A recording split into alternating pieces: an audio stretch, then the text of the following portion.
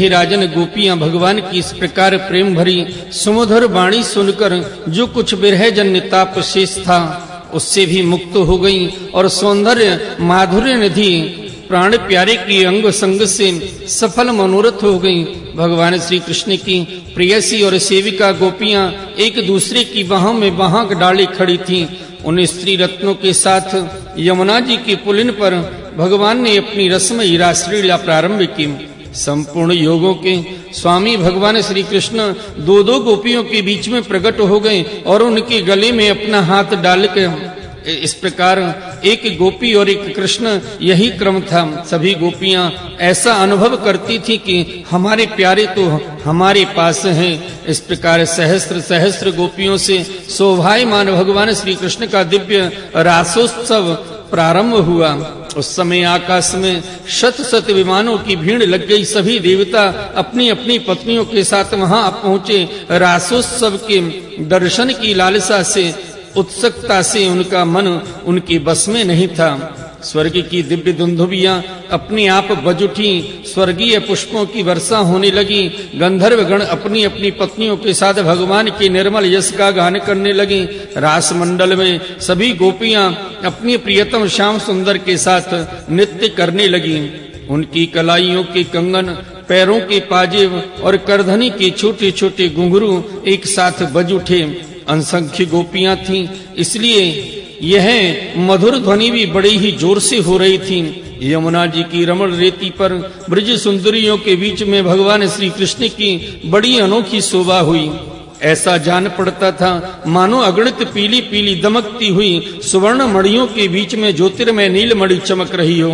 नृत्य के समय गोपियां तरह तरह से ठुमक ठुमक कर अपने पांव कभी आगे बढ़ाती और कभी पीछे हटा लेती।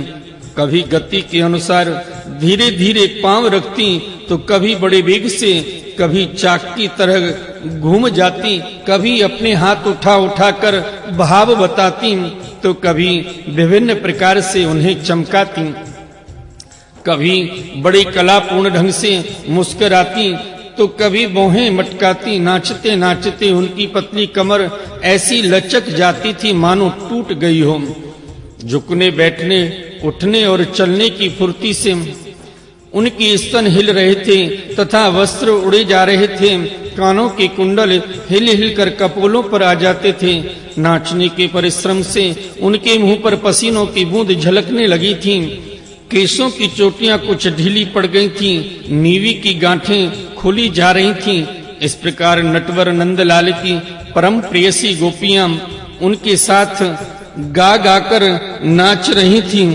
हे परीक्षित, उस समय ऐसा जान पड़ता था मानो बहुत से श्री कृष्ण तो सामले सामले मेघ मंडल हैं और उनके बीच बीच में चमकती हुई गोरी गोपियां बिजली हैं। उनकी शोभा असीम थी। गोपियों का जीवन भगवान की रति है, प्रेम है। वे श्री कृष्ण से सट कर नाचते नाचते ऊंचे स्वर से मधुर गान कर रही थीं। श्री कृष्ण का संस्पर्श पाकर और भी आनंद मग्न हो रही थीं। उनकी राग रागनियों से पूर्ण गान से यह सारा जगत अब भी गूंज रहा था। कोई गोपी भगवान के साथ उनके स्वर में स्वर मिलाकर गा रही थीं। वह श्री कृष्ण के स्वर की अपेक्षा और भी ऊंचे स्वर से राग आलाप रही थीं। उसके विलक्षण और उत्तम स्वर को सुनकर वे बहुत ही प्रसन्न हुए और वाह वाह करके उसकी प्रशंसा करने लगे। उसी राग को एक दूसरी सखी ने ध्रुपद में गाया। उसका भी भगवान ने बहुत सम्मान किया। एक गोपी नृत्य करते करते थक गई। उसकी कलाइयों से कंगन और चोटियों से बेला के फूल खिसकने लगे। तब उसने अपने बगल में ही खड़े मुरली मनोहर श्याम सुंदर के कंधे को अपनी बाहों से कसकर पकड़ लिया। भगवान श्री कृष्ण ने अपना एक हाथ दूसरी गोपी के कंधे पर रख रखा था। वह स्वभाव से तो कमल के समान सुगंध से युक्त था। उस पर बड़ा सुगंधित चंदन का लेप भी था। उसकी सुगंध से वह गोपी पुलकित हो गई। उसका रोम रोम खिल उठा। उसने झट से उसे चूम लिया। एक गोपी नृत्य कर रही थी। नाचने के कारण उसके कुंडल हिल रहे थे। उनकी छटा से उसके कपोल और भी चमक रहे थे। उसने अपने कपोलों को भगवान श्री कृष्ण के कपोल से सटा दिया और भगवान ने उसके मुंह में अपना चबाया हुआ पान दे दिया। कोई गोपी नूपुर और करधनी के घुंघरुओं को झनझनाती हुई नाच और गा रही थी। वह जब बहुत थक गई तब उसने अपने बगल में ही खड़े श्याम सुंदर के शीतल कर कमल को अपने दोनों स्तनों पर रख लिया। हे परीक्षित, गोपियों का सौभाग्य लक्ष्मी जी से भी बढ़कर है। लक्ष्मी जी के परम प्रियतम एकांत वल्लभ भगवान श्री कृष्ण को अपने परम प्रियतम के रूप में पाकर गोपियां गान करती हुई उनके साथ विहार करने लगी। भगवान श्री कृष्ण ने उनके गलों को अपने भुज पास में बांध रखा था। उस समय गोपियों की बड़ी अपूर्व शोभा थी। उनके कानों में कमल के कुंडल शोभायमान थे। घुंघराली अलकें कपोलों पर लटक रही थीं। पसीने की बूंदें झलकने से उनके मुख की छटा निराली हो गई थी। वे रास मंडल में भगवान श्री कृष्ण के साथ नृत्य कर रही थीं। उनके कंगन और पाजेबों के बाजे बज रहे थे। भौरे उनके ताल सुर में अपना सुर मिलाकर गा रहे थे और उनके जूड़ों तथा चोटियों में गुथे हुए फूल गिरते जा रहे थे। हे परीक्षित, जैसे नन्हा सा शिशु निर्विकार भाव से अपनी परछाई के साथ खेलता है, वैसे ही रमा रमण भगवान श्री कृष्ण कभी उन्हें अपने हृदय से लगा लेते, कभी हाथ से उनका स्पर्श करते, कभी प्रेम भरी तिरछी चितवन से उनकी ओर देखते, तो कभी लीला से उन्मुक्त हंसी हंसने लगते। इस प्रकार उन्होंने ब्रज सुंदरियों के साथ क्रीड़ा की, विहार किया। हे परीक्षित, भगवान के अंगों का स्पर्श प्राप्त करके गोपियों की इंद्रियां प्रेम और आनंद से विह्वल हो गईं। उनके केश बिखर गए, फूलों के हार टूट गए और गहने अस्त व्यस्त हो गए। वे अपने केश वस्त्र और कंचुकी को भी पूर्णतया संभालने में असमर्थ हो गईं। भगवान श्री कृष्ण की यह रास क्रीड़ा देखकर स्वर्ग की देवांगनाएं भी मिलन की कामना से मोहित हो गईं और समस्त तारों तथा ग्रहों के साथ चंद्रमा चकित विस्मित हो गए। हे परीक्षित, यद्यपि भगवान अंतरात्मा हैं, उन्हें अपने अतिरिक्त और किसी की भी आवश्यकता नहीं है, फिर भी उन्होंने जितनी गोपियां थीं उतने ही रूप धारण किए और खेल खेल में उनके साथ इस प्रकार विहार किया। जब बहुत देर तक गान और नृत्य आदि विहार करने के कारण गोपियां थक गईं, तब करुणा में भगवान श्री कृष्ण ने बड़े प्रेम से स्वयं अपने सुखद कर कमलों के द्वारा उनके मुंह पहुंचे। हे परीक्षित, भगवान के कर कमल उन्नख स्पर्श से गोपियों को बड़ा आनंद हुआ।